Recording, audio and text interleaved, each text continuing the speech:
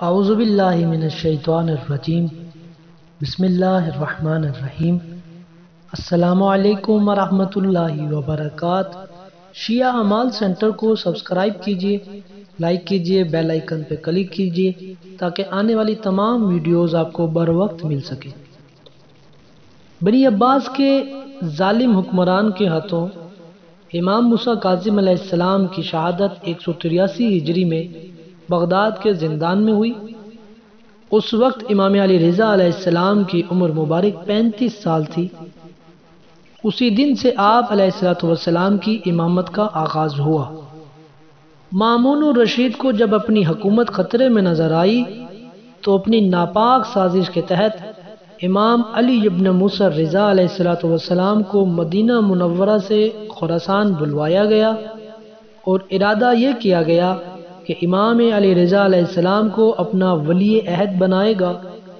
شیخ صدوق اپنی کتاب عیون الاخبار میں نقل کرتے ہیں کہ لوگوں نے 5 ماہ رمضان المبارک 201 ہجری میں امام علی رضا علیہ السلام کی بیعت کی، اور بعض حضرات فرماتے ہیں کہ یکم رمضان المبارک 201 ہجری بروز جمعرات ایک بہت بڑا عظیم الشان جلسہ ولی عہدی امام رضا علیہ السلام منعقد ہوا۔ بڑی شان و شوکت کے ساتھ یہ تقریب عمل میں لائی گئی۔ سب سے پہلے مامون الرشید کے حکم سے اس کے بیٹے نے امام علی رضا علیہ السلام کی بیعت کی، پھر دیگر افراد بیعت سے شرف یاب ہوئے۔ اسی روایت کو شیخ مفید نے مختصر مگر تفصیل کے ساتھ بیان کیا۔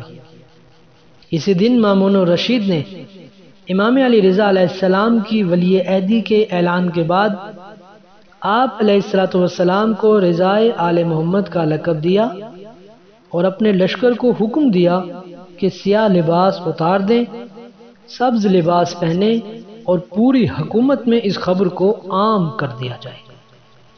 ایک روایت کے مطابق 6 ماہ رمضان المبارک 201 ہجری میں مسلمانوں نے بطور ولی عہد کے امام علی رضا علیہ السلام کی بیعت کی تھی۔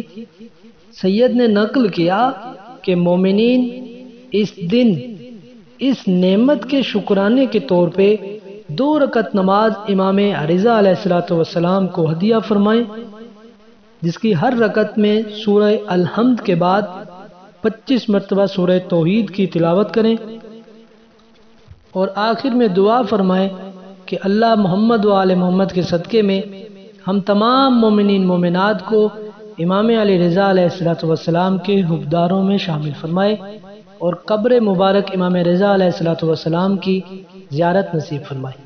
اللہم صلی علی محمد و آل محمد وعجل فرجہ۔